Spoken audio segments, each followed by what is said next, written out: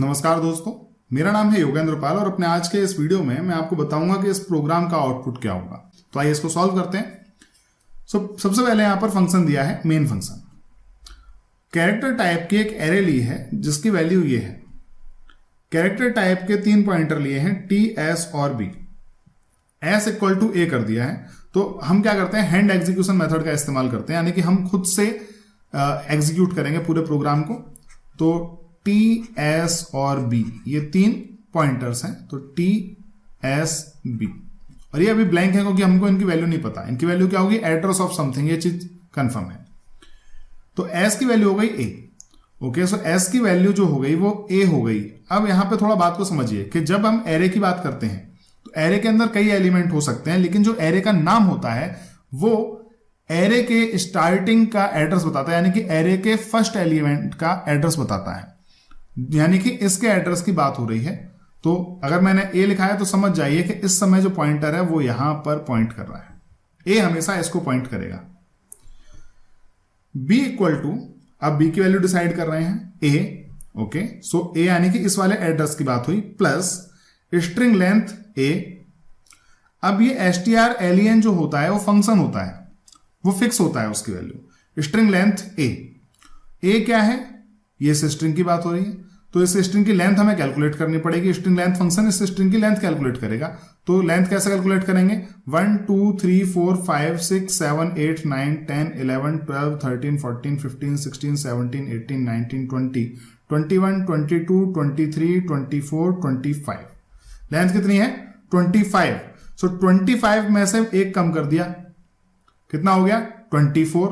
So a plus 24 हो गया। b equal to क्या हो गया, a प्लस 24। अगर हम a से कैलकुलेट करेंगे 24th एलिमेंट, तो यहां से अगर हम कैलकुलेट करेंगे तो कहां पहुंचेगा वो, 1 2 3 4 5 6 7 8 9 10 11 12 13 14 15 16 17 18 19 20 21 22 23 24, यानी कि इस जगह पर पहुंचेगा।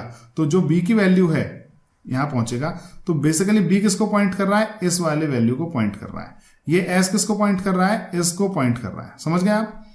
अगला है t इक्वल टू बी कर दिया। अब t की वैल्यू किसके इक्वल कर दी, b के इक्वल कर दी, और b किसको पॉइंट कर रहा था, इसको पॉइंट कर रहा था, तो t भी किसको पॉइंट करने लग जाएगा, इसको पॉइंट करने लग जाएगा। तो हम t को भी इससे पॉइंट करा देते हैं। वाइल, अब लूप चलाया उन्होंने, s is not equal to t। कब तक चले, जब तक s जो है वो t के इक्वल ना हो जाए।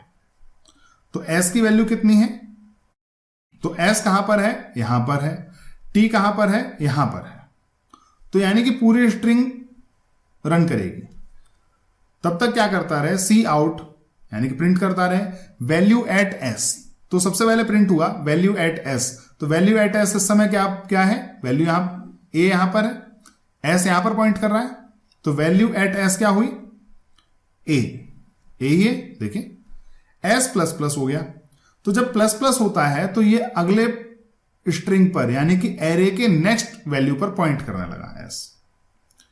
सी आउट क्या प्रिंट किया, टी प्रिंट किया, वैल्यू एट टी। अच्छा, अब टी कहां पर है, ये वाला। तो वैल्यू एट टी क्या हुई, ए। फिर क्या किया, टी माइनस माइनस कर दिया, तो टी की जो पोजीशन है वो पहले यहां थी, अब कहां पर आ गई, टी की पोजीशन यहां पर आ गई। सो टी की पोजीशन इस तरह से कम हो रही है और एस की पोजीशन जो है वो यहां से बढ़ रही है। और हर बार यहां का एक एलिमेंट और यहां का एक एलिमेंट प्रिंट हो रहा है। इस बात को आप समझ गए। और ये कब तक रिपीट होगा, जब तक कि पूरी स्ट्रिंग खत्म नहीं हो जाती। तो क्या प्रिंट होगा, सबसे पहले ए प्रिंट हो गया, फिर बी प्रिंट, बी यहां से और बी यहां से प्रिंट हो गया। फिर अगले बार आया तो एल यहां से और एल यहां से प्रिंट हो गया। फिर ई यहां से प्रिंट हुआ और ई यहां से प्रिंट हुआ। देखिए, उसके बाद स्पेस यहां से प्रिंट हुआ और स्पेस यहां से प्रिंट हुआ। तो यहां पर 2 स्पेस हम छोड़ देते हैं। तो मैं इस तरह डोनेट कर देता हूं, आप पेपर में ऐसा मत करिएगा, आप सिर्फ 2 स्पेस छोड़ दीजिएगा। फिर W यहां से और W यहां से प्रिंट हुआ। सो W। तो देखिए S और T, S बढ़ रहा है और T घट रहा है। कहा जब तक दोनों इक्वल नहीं हो जाते, कहीं ना कहीं तो इक्वल होंगे। देखिए करते चलते हैं हम। A यहां से होगा, A यहां से प्रिंट होगा, तो A। सिमिलरली S यहां से और S यहां से, तो S फिर स्पेस यहां से और स्पेस यहां से, 2 स्पेस में छोड़ देता हूं इस तरह से, फिर आई और आई, याद रखिए कैपिटल आई है, आई आई, फिर अगेन स्पेस और स्पेस, तो हम 2 स्पेस प्रिंट कर देते हैं, फिर ई ई डबल ई, फिर ये आर पर आ गया और ये भी आर पर आ गया। एस कहां गया आर पर, टी कहां आ गया आर पर, प्रिंट तो जरूर हो जाएंगे, या देखते हैं नहीं होंगे। S is not equal to T, तो देखिए जब यहां पर ई पर था एस, तो एस की वैल्यू हुई ये, जब टी यहां पर था तो टी की वैल्यू हो गई है, यानी कि जब इस लूप से बाहर आए हैं तो दोनों की वैल्यू इक्वल हो चुकी है। और यहां पर कहा गया while S is not equal to T, अब एस और टी इक्वल है। देखिए जो एस का एड्रेस है वही टी का एड्रेस है, तो इस बार ये लूप रन नहीं होगा, तो इसका मतलब है कि आर प्रिंट नहीं होगा, और क्या होगा, इस लूप से बाहर आ जाएगा और रिटर्न 0 हो जाएगा। सो ये चीज प्रिंट हो जाएगी।